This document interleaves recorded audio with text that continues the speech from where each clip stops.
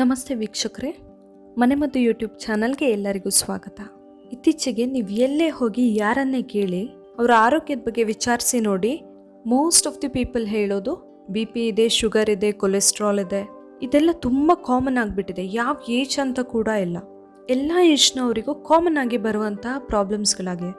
ಇದಕ್ಕೆ ಮೇನ್ ರೀಸನ್ನೇ ನಮ್ಮ food style ಇರಬಹುದು, ಲೈಫ್ ಸ್ಟೈಲ್ ಇರಬಹುದು, ಆ್ಯಂಡ್ ಇಂಪಾರ್ಟೆಂಟ್ಲಿ ಹೆರಿಡಿಟಿ ಕೂಡ ಹೌದು. ಈ ಎಲ್ಲ ಪ್ರಾಬ್ಲಮ್ಸ್ಗೆ ನಾವು ನಾರ್ಮಲ್ ಆಗಿ ಮೆಡಿಸಿನ್ಸ್ ತೊಗೊಳ್ಬಹುದು. ಆದರೆ ಆ ಮೆಡಿಸಿನ್ಸ್ ತೊಗೊಳ್ಳೋದಕ್ಕಿಂತ ಅಥವಾ ಆ ಮೆಡಿಸಿನ್ ತೊಗೊಳ್ಳೋದ್ರ ಜೊತೆಗೆ ನಾವು ಮನೆಯಲ್ಲೇ ಆದಷ್ಟು ಕಂಟ್ರೋಲ್ ಮಾಡ್ಕೊಳ್ಳೋಕ್ಕೆ ಟ್ರೈ ಮಾಡಿದರೆ ತುಂಬ ಒಳ್ಳೆಯದು. ಸೊ ಇವತ್ತು ನಾನು ತುಂಬ ಜನ ಅನುಭವಿಸ್ತಾ ಇರುವಂತಹ ಡಯಾಬಿಟೀಸ್, ಇದಕ್ಕೆ ಒಂದು ಬೆಸ್ಟ್ ಹೋಮ್ ರೆಮಿಡಿನ ಹೇಳ್ತೀನಿ. ಮನೆಯಲ್ಲೇ ನಾವು ಈಸಿಯಾಗಿ ಮಾಡ್ಬೋದಾದಂತಹ, ಮನೆಯಲ್ಲೇ ಸಿಗುವ ಪದಾರ್ಥಗಳಿಂದ ಮಾಡ್ಬೋದಾದಂತಹ ಒಂದು ಮನೆ ಔಷಧನ ಹೇಳ್ತೀನಿ. ಈ ವಿಡಿಯೋನ ನೀವು ಕಂಪ್ಲೀಟ್ ನೋಡಿ. ನೀವಿನ್ನೂ ನನ್ನ ಮನೆಮದ್ದು ಯೂಟ್ಯೂಬ್ ಚಾನಲ್ನ ಸಬ್ಸ್ಕ್ರೈಬ್ ಮಾಡಿಲ್ಲ ಆದರೆ ಪ್ಲೀಸ್ ಸಬ್ಸ್ಕ್ರೈಬ್ ಮಾಡಿ, ಹಾಗೆ ಪಕ್ಕದಲ್ಲೇ ಇರುವ ಬೆಲ್ ಐಕಾನ್ನ ಕ್ಲಿಕ್ ಮಾಡಿ. ಡಯಾಬಿಟೀಸ್ ಅಂದರೆ ಏನು? ನಮ್ಮ ರಕ್ತದಲ್ಲಿ ಸಕ್ಕರೆ ಅಂಶ ಜಾಸ್ತಿ ಆಗೋದು. ಇದೇನು ನಾವು ಸಕ್ಕರೆ ತಿಂದ್ರೇ ಬರುತ್ತೆ ಅಂತ ಏನೂ ಇಲ್ಲ. ಇದು ಬರೋಕ್ಕೆ ತುಂಬ ಬೇರೆ ಬೇರೆ ರೀಸನ್ಗಳು ಕೂಡ ಇರ್ತವೆ. ಆದರೆ ಬಂದ ಮೇಲೆ ನಾವು ಹೇಗೆ ಕಂಟ್ರೋಲ್ ಮಾಡ್ಕೊಳ್ತೀವಿ, ಹೇಗೆ ಮೇಂಟೈನ್ ಮಾಡ್ತೀವಿ ಅನ್ನೋದೇ ತುಂಬ ಇಂಪಾರ್ಟೆಂಟ್.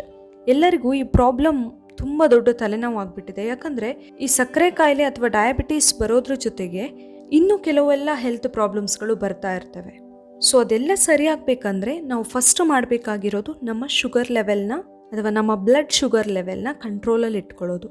ಹೇಗಪ್ಪ ಕಂಟ್ರೋಲಲ್ಲಿ ಇಟ್ಕೊಳ್ಳೋದು ಅಂತ ಅಂದ್ಕೊಳ್ತಾ ಇದ್ದೀರಾ? Very simple. ನಾವು ಮನೆಯಲ್ಲಿ ಏನಾದರೂ ಅಡುಗೆ ಮನೆಯಲ್ಲಿ ಸಿಗುವಂತಹ ಪದಾರ್ಥಗಳನ್ನು ಯೂಸ್ ಮಾಡಿಕೊಂಡು ಇದಕ್ಕೆ ಮೆಡಿಸಿನ್ ರೆಡಿ ಮಾಡಿಕೊಂಡ್ರೆ ಹೇಗಿರುತ್ತೆ ಹೇಳಿ? ಡಯಾಬಿಟೀಸ್ ಇರುವವರು ಖಂಡಿತವಾಗ್ಲೂ ನಾನಿವತ್ತು ಹೇಳುವಂತಹ ಹೋಮ್ ರೆಮಿಡಿನ ಟ್ರೈ ಮಾಡಲೇಬೇಕು. ಯಾಕಂದರೆ ಇದು ಅಷ್ಟು ಬೆಸ್ಟ್ ಎವರ್ ಮೆಡಿಸಿನ್ ಅಂತ ಹೇಳ್ಬಹುದು ಶುಗರ್ಗೆ. ಬನ್ನಿ ಆ ಮನೆ ಔಷಧ ಯಾವುದು ಅಂತ ನೋಡ್ಕೊಂಬರೋಣ, ಹಾಗೆ ಅದನ್ನ ಹೇಗೆ ಮಾಡೋದು ಅಂತ ಕೂಡ ನೋಡ್ಕೊಂಬರೋಣ. ಇದಕ್ಕೆ ಬೇಕಾಗೋದು ಸಿಂಪಲ್ ಆಗಿ ಎರಡೇ ಐಟಮ್ಸ್: ಸ್ವಲ್ಪ ಮೆಂತೆ ಹಾಗೆ ಸ್ವಲ್ಪ ಮೊಸರು. ಮೆಂತೆನ ನೀವು ಪೌಡರ್ ಮಾಡಿ ಇಟ್ಕೊಳ್ಬೇಕು. ಮೊದಲಿಗೆ ಮೆಂತೆ ಪೌಡರ್ ಹೇಗೆ ಮಾಡ್ಕೊಳ್ಳೋದು ಅಂತ ನೋಡ್ಕೊಂಡ್ಬಿಡೋಣ. ಇದನ್ನು ನಾವು ಸಿಂಪಲ್ ಆಗಿ ಮನೆಯಲ್ಲೇ ರೆಡಿ ಮಾಡಬಹುದು. ನಿಮಗೆ ಎಷ್ಟು ಬೇಕೋ ಅಷ್ಟು ಮೆಂತೆನ ಫಸ್ಟು ತಗೊಳ್ಳಿ. ನಾನಿಲ್ಲಿ ಒಂದು 1/4 ಬೌಲ್ ಆಗುವಷ್ಟು ತಗೊಂಡಿದ್ದೀನಿ.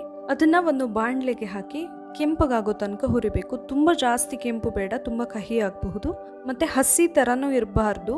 ಯಾಕಂದರೆ ಅದು ಸರಿಯಾಗಿ ಪೌಡರ್ ಕೂಡ ಆಗಲ್ಲ, ಮತ್ತು ತುಂಬ ದಿನ ಇಡೋಕ್ಕೂ ಬರಲ್ಲ.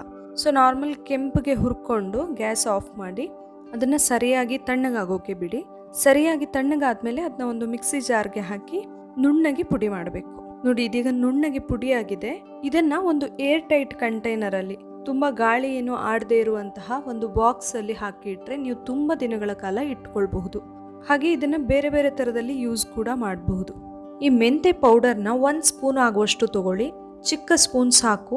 ಚಿಕ್ಕ ಸ್ಪೂನ್ನಲ್ಲಿ 1 ಸ್ಪೂನ್ ಆಗುವಷ್ಟು ಮೆಂತೆ ಪೌಡ್ರ್ ತಗೊಂಡು ಅದಕ್ಕೆ ದೊಡ್ಡ ಸ್ಪೂನ್ನಲ್ಲಿ ಒಂದು 2ರಿಂದ 3 ಸ್ಪೂನ್ ಆಗುವಷ್ಟು ಮೊಸರನ್ನ ಆ್ಯಡ್ ಮಾಡ್ಕೊಳ್ಳಿ. ತುಂಬ ಹುಳಿ ಮೊಸರು ಕೂಡ ಬೇಡ, ಒಂದು 2ರಿಂದ 3 ಸ್ಪೂನ್ ಸಾಕಾಗುತ್ತೆ ಮೊಸರು. ನಿಮಗೆ ಮೆಂತೆ ಸ್ವಲ್ಪ ಕಹಿ ಅಂತ ಫೀಲ್ ಆಗುತ್ತೆ ಅನಿಸಿದರೆ ನೀವು ಮೊಸರು ಕೂಡ ಸ್ವಲ್ಪ ಜಾಸ್ತಿ ಬೇಕಂದರೆ ಹಾಕ್ಕೊಳ್ಬಹುದು. ಸೊ ಈ ಮೊಸರು ಮತ್ತು ಮೆಂತೆ ಪೌಡರ್ನ ಸರಿಯಾಗಿ ಮಿಕ್ಸ್ ಮಾಡಬೇಕು. ಸರಿಯಾಗಿ ಮಿಕ್ಸ್ ಮಾಡಿದಾಗ ಅದು ಒಂದು ಪೇಸ್ಟ್ ರೀತಿ ಆಗುತ್ತೆ. ಅದನ್ನು ಒಂದು 2 ಗಂಟೆ ಹೊತ್ತು, 1.5ರಿಂದ 2 ಗಂಟೆ ಹೊತ್ತು ಸ್ವಲ್ಪ ನೆನೆಯೋಕೆ ಬಿಡಿ. ಯಾಕಂದರೆ ಮೆಂತೆ ಪೌಡರ್ ನೀವು ಮೊಸರಲ್ಲಿ ಹಾಕಿದಾಗ ಅದು ಚೆನ್ನಾಗಿ ನೆನೆಯುತ್ತೆ. ಬಟ್ ಅದನ್ನ ರಾತ್ರಿ ನೆನೆಸಿ ಬೆಳಿಗ್ಗೆ ತನಕ ಬಿಡೋಕೆ ಹೋಗಬೇಡಿ. ಯಾಕಂದರೆ ಮೊಸರು ಸ್ವಲ್ಪ ಹುಳಿ ವಾಸನೆ ಬರಬಹುದು. ಆದ್ದರಿಂದ ನೀವು ಅದನ್ನು ಮೊಸರಲ್ಲಿ ಮಿಕ್ಸ್ ಮಾಡಿ ಮೆಂತೆ ಪೌಡರ್ನ 1.5ರಿಂದ 2 ಗಂಟೆ ಹೊತ್ತಾಗುವಷ್ಟು ಬಿಡಿ. ಅಷ್ಟಾದಮೇಲೆ ಅದು ತಿಕ್ ಪೇಸ್ಟ್ ಆಗಿರುತ್ತೆ, ಸ್ವಲ್ಪ ದಪ್ಪವಾಗಿರುತ್ತೆ. ಅದನ್ನು ನೀವು ತಿನ್ಬೋದು. ಶುಗರ್ ನಿಮಗೆ ತುಂಬ ಜಾಸ್ತಿ ಇದೆ ಅನಿಸಿದರೆ ನೀವು 2 ದಿನಕ್ಕೊಮ್ಮೆ ಬೇಕಂದರೆ ತೊಗೊಳ್ಬಹುದು, ಇಲ್ಲ ದಿನ ಬೇಕಂದರೆ ತೊಗೊಳ್ಬಹುದು. ಇಲ್ಲ ಶುಗರ್ ಲೆವೆಲ್ ನಮ್ಮದು ಆಲ್ರೆಡಿ ಸ್ವಲ್ಪ ಕಂಟ್ರೋಲಲ್ಲಿದೆ ಅನ್ನೋರು ವಾರಕ್ಕೊಮ್ಮೆ ಬೇಕಂದರೆ ತೊಗೊಂಡ್ರೆ ಏನೂ ಪ್ರಾಬ್ಲಮ್ ಇಲ್ಲ. ವಾರಕ್ಕೆ 1 ಸಾರಿ ಅಥವಾ 2 ಸಾರಿ ತೊಗೊಂಡ್ರೆ ಕೂಡ ಇದು ತುಂಬ ಇಫೆಕ್ಟಿವ್ ಆಗಿ ಕೆಲಸ ಮಾಡುತ್ತೆ. ನೋಡಿದ್ರಲ್ಲ ಎಷ್ಟು ಸಿಂಪಲ್ ಆಗಿ ನಾವು ಡಯಾಬಿಟೀಸ್ಗೆ ಮನೇಲೇ ಔಷಧ ರೆಡಿ ಮಾಡ್ಕೊಳ್ಬೋದು ಅಂತ ಹೇಳಿ. ಈ ವಿಡಿಯೋ ನಿಮಗೆ ಇಷ್ಟ ಆಗಿದ್ದರೆ ಪ್ಲೀಸ್ ನನ್ನ ಮನೆಮದ್ದು ಯೂಟ್ಯೂಬ್ ಚಾನಲ್ನ ಸಬ್ಸ್ಕ್ರೈಬ್ ಮಾಡಿ, ಲೈಕ್ ಮಾಡಿ, ಹಾಗೆ ಕಮೆಂಟ್ಸ್ ಮಾಡಿ. Thank you.